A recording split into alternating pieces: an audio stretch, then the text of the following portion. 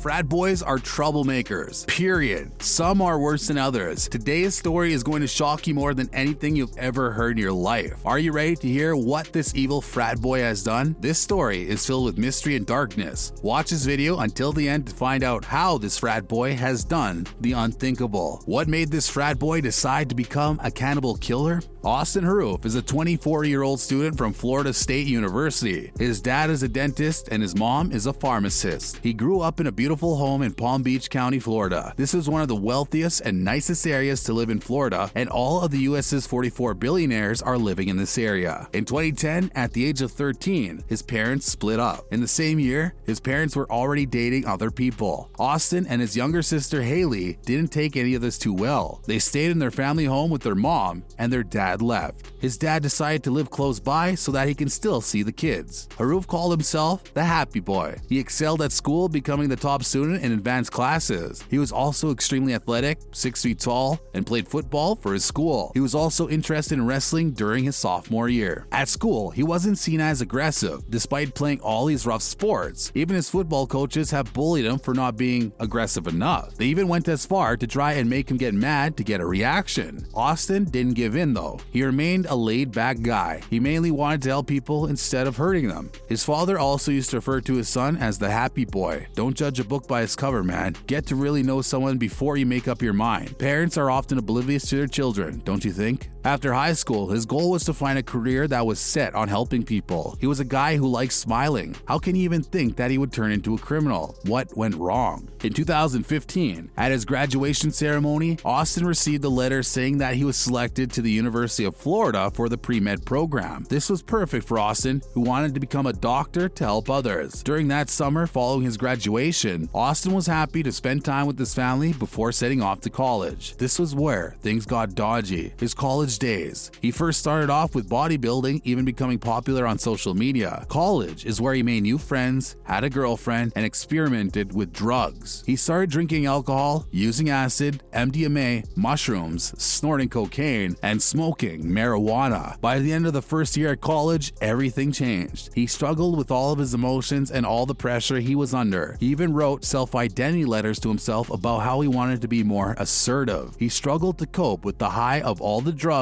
and the extreme anxiety and depression when he was sober. His psychosis started getting out of hand. He searched on the internet if it was necessary to sleep and all sorts of strange questions that would be totally obvious to us. This is what drove him to the edge. During the summer holidays, he returned to his family and they picked up that something in his behavior was different. He was no longer the happy boy. He moved his bed out of the bedroom into the garage because he believed that the house was full of demons. He refused to sleep and patrolled the house at night. Every 2 hours, he would knock on his family members' bedroom doors, announcing that he was protecting them. Don't you think it's extremely irresponsible of his family not to get him help? Instead of helping him, they decided to lock their bedroom doors, shutting him out and turning their backs on him. He then admitted to his family that he was on drugs, even naming all of them. Later in the summer, Austin was clean, or so he told them. His erratic behavior, however, remained the same. His family decided to use the Baker's Act, which is where one is tested for mental illness for 72 hours and gets a treatment plan. But Austin never gets to be assessed. Instead, he meets up with friends. Then he quickly heads home to change his clothes. His friends mock his winter attire. When it's hot outside, he didn't take the criticism too well and lashed out, threatening to kill them. Yet again, why didn't his friends try and get him help? It's wrong to threaten to kill someone, isn't it? This is where things become extremely scary. In August 2016, at the age of 19, Austin was on another psychotic bender. He was in his mom's kitchen drinking cooking oil mixed with hallucinogenic mushrooms. He went to have dinner with his dad at a local restaurant. They get into a fight and Austin storms off. He does the unthinkable. Michelle, 53 years old, and John Stevens, 59 years old, are randomly attacked out of the blue. Austin jumped on Michelle and started beating her and stabbing her to death. A neighbor of the Stevensons, Jeffrey Fisher, was also wounded in the process of trying to save his friends. He gets stabbed in the back and quickly makes a run to call the police. Outside of Fisher's window, he heard Austin howling like a wolf and screaming at the same time. It gets worse. Martin County Sheriff's deputies arrived at the scene of the crime at the Stevensons' home north of Palm Beach. They were shocked by what they found. Michelle was dead with her body all mangled. In the driveway, they saw a body lying motionless on the ground. Then they couldn't believe their eyes. Austin was on top of John Stevens, eating his face off. Have you ever heard of something so gruesome in your life? Not even schizophrenia or any mental illness cuts this. As Austin was still busy eating John's face, the deputies were trying with all their might to get him to stop. At this point, Harrouff was held at gunpoint, but Austin didn't even notice any police officers around him. Deputies decided not to shoot him because they were afraid that John was going to be shot in the process. They were tasing him and kicking him. Nothing worked. He seemed possessed. Only when they brought in their police dog were they able to get him off of John. Sadly, it was too late for him. He had succumbed to his injuries. When deputies arrested him, he begged them to kill him. He tells them this: "I ate something bad. It was humans." No kidding. He spitted out the last bits of John's face and begged the police to kill him because he deserves it. He then passed out. He was immediately taken to a mental state hospital where he stayed for 2 weeks. He tested positive for marijuana. He was in a coma for 11 days because of drinking a dangerous substance in the Stevensons' garage. He made a full recovery after 2 months. He decided to become a cannibal killer, but how? What drove this guy to do such atrocious things? Before this incident, Harrouff had no criminal record whatsoever. This is what Harrouff tells us after these murders. God and demons have been chasing him. He was completely paranoid, hallucinated,